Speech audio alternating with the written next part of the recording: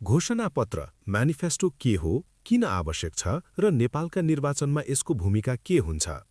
घोषणापत्र भनेको कुनै पनि राजनीतिक दलले निर्वाचन अघि जनता सामु प्रस्तुत गर्ने लिखित प्रतिबद्धता हो।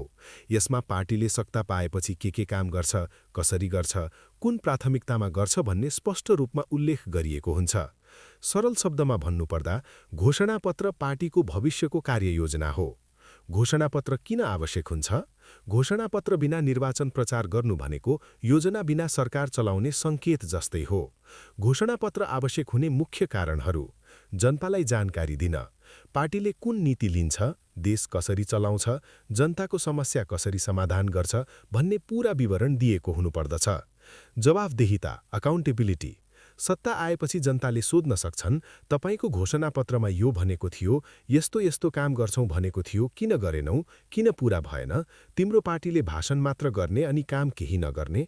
भाषण गर्दा नेपाललाई विकास गरेर सिङ्गापुर, स्विट्जरल्यान्ड बनाउँछौं, विदेशमा भएको नेपालीलाई नेपाल ल्याएर काम दिन्छौं भनेको थियो, खोइ पूरा गरेको, सधैँ ढाट्ने भनेर प्रश्न गर्नु सक्छन्। सोध्न र प्रश्न गर्नुपर्ने हुन्छ। त्यसैले लिखितमा घोषणापत्र हरेक जनताको हातमा हुनुपर्छ। जस्तै श्रम संस्कृति पार्टीको अध्यक्ष हर्क साम्पाङले घर घर दिँदै हिँडे जस्तो हुनुपर्छ। त्यसैले घोषणापत्र एकदमै जरुरी छ र सबै पार्टीहरूको घोषणापत्र हुनुपर्छ। घोषणापत्र बिना निर्वाचन प्रचार गर्नु भनेको योजना बिना सरकार चलाउने संकेत हो। विकास गर्ने केही योजना छैन भने कसरी देश बनाउँछ? घोषणापत्र तुलना गर्न पर्दछ। सबै जनताहरूले विभिन्न पार्टीका घोषणापत्र पढेर छुट्याउन सक्नुपर्दछ। कुन राम्रो, देश र जनताको लागि कत्तिको राम्रो एजेन्डाहरू छ, कस्तो कस्तो काम गर्छ भनेर राम्रो काम गर्नेलाई भोट हाल्नु पर्दछ। कुन व्यावहारिक छ वा छैन, बोलेको काम गर्न सक्छ सक्दैन, गफ मात्र दिएको छ कि पक्कै व्यावहारिक छ, नेपालमा सम्भव छ कि छैन, यी सबै पार्टीको घोषणापत्र दाज्नु, तुलना गरेर राम्रोलाई भोट दिने हो। कुन पार्टीको जनमुखी कार्यक्रम छ, गरिब वर्गलाई लक्षित गर्दै जनमुखी नीति लागू गरेको छ कि छैन, यो कार्यक्रम पूर्ण रूपमा जनमुखी हो कि होइन, जनताको आवश्यकतालाई प्राथमिकता दिने शासन प्रणाली हो कि होइन, अर्थतन्त्र, शिक्षा र स्वास्थ्य क्षेत्रमा ल्याइएका प्रणालीहरू जनमुखी कदम हुन्छ वा हुँदैन।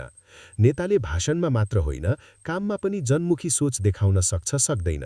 सबै पार्टीको घोषणापत्र तुलना गर्नुका साथै नेताहरू पनि तुलना गरेर राम्रो नराम्रो निर्णय गर्नुपर्दछ।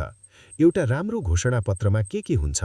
सामान्यतया घोषणापत्रमा यस्ता शीर्षकहरू हुन्छन्: राजनीतिक नीति, लोकतन्त्र, जनताको शासन जसमा सार्वभौम सत्ता जनतामा निहित हुन्छ, निर्वाचन, बहुदलवाद, मौलिक अधिकार, स्वतन्त्र न्यायपालिका, नागरिक सहभागिता, समावेशी, जवाफदेह र पारदर्शी शासन प्रणाली, सुशासन, प्रभावकारी, पारदर्शी, जवाफदेह र न्याययुक्त शासन प्रक्रिया, पारदर्शिता, निर्णय प्रक्रिया स्पष्ट र खुला, जवाफदेहिता, शासकीय निकाय जनताप्रति उत्तरदायी, नागरिक सहभागिता, नीति निर्माणमा जनसहभागिता, कानुनको शासन, सबै नागरिक कानुनको लागि समान अधिकार, भ्रष्टाचार नियन्त्रण, सार्वजनिक पदको दुरुपयोग र अनैतिक लाभलाई रोक्ने उपाय, प्रमुख उपाय, कानुनी ढाँचा जस्तै भ्रष्टाचार निवारण ऐन, स्वतन्त्र नियामक निकाय जस्तै अख्तियार दुरुपयोग अनुसन्धान आयोग, सार्वजनिक खरिद र वित्तीय पारदर्शिता, नागरिक जागरुकता र गोप्य दरखास्त प्रणाली,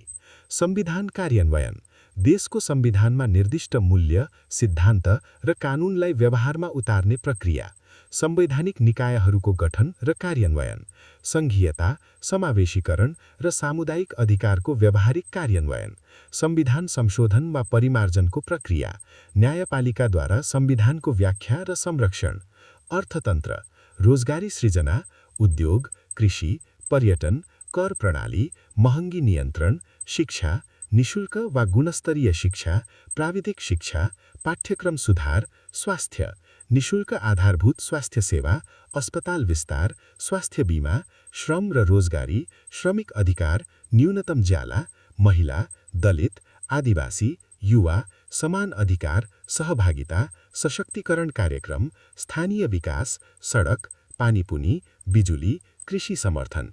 घोषणापत्र बिना प्रचार गर्नुको अर्थ के? यदि कुनै पार्टी घोषणापत्र बिना, स्पष्ट नीति बिना, केवल नारामा आधारित प्रचार गर्दैछ भने त्यसको अर्थ सत्ता पाएपछि के गर्ने भन्ने निश्चित छैन, जनतासँग औपचारिक प्रतिबद्धता गर्न चाहदैन, उत्तरदायित्वबाट बच्न खोजिरहेको हुन सक्छ। श्रम संस्कृति पार्टीको घोषणापत्र लिएर जानु। यदि श्रम संस्कृति पार्टीले घोषणापत्र लिएर जनतामाझ गएको छ भने यो सकारात्मक कुरा हो।